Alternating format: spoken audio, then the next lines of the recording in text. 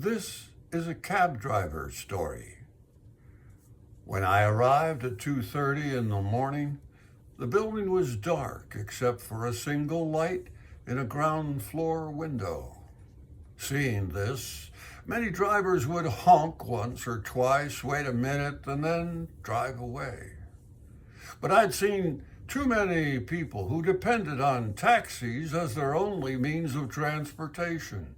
And so, unless the situation smelled of danger, I always went to the door. This passenger might be someone who needs my assistance, I thought. And so I walked to the door and knocked. "Just a minute," answered a frail, elderly voice. I could hear something being dragged across the floor, and after a long pause, the door opened, and stood there a small woman, probably in her 80s, wearing a print dress and a pillbox hat with a veil pinned over it, like somebody out of the 1940s movies. By her side was a small nylon suitcase. The apartment looked as if no one had been living there for years. All the furniture was covered with sheets. There were no clocks on the walls, no knickknacks or utensils on the counters. And in the corner was a cardboard box filled with photos and glassware. "Would you please take my bag to the car?" she asked. So I took the suitcase to the cab and then returned to assist the woman. She took my arm and we walked slowly toward my cab. She kept thanking me for my kindness. "It's nothing," I said. I just try to treat my passengers the way I'd want my mother be treated." When we got in the cab, she gave me an address and then asked, "Could you first drive around downtown?" "Well, it's not the shortest way," I replied. "Oh, I don't mind," she said. "I'm not in a hurry. I'm on my way to a hospice. I don't have any family left, and, well, the doctor says I don't have much longer anyway." I leaned over and quietly turned off the meter.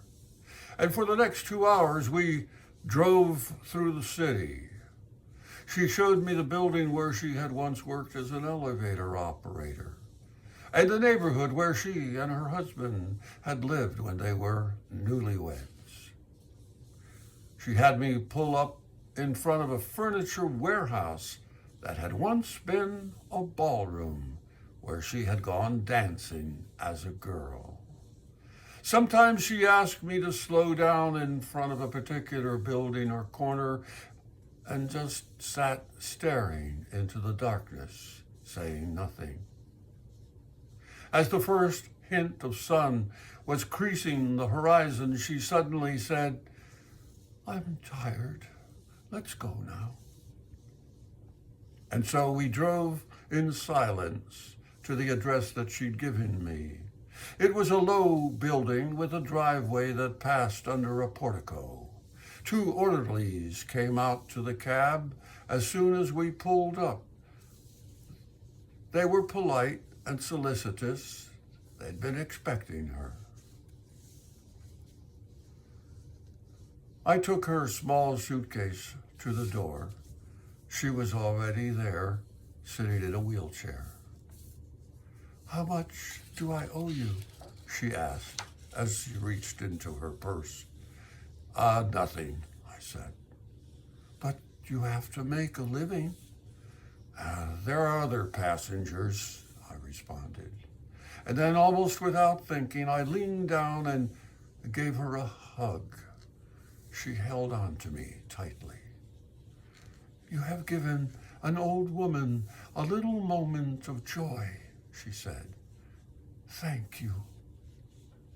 I squeezed her hand and then walked into the dim morning light. Behind me, a door shut. It was the sound of the closing of a life. I didn't pick up any more passengers that shift.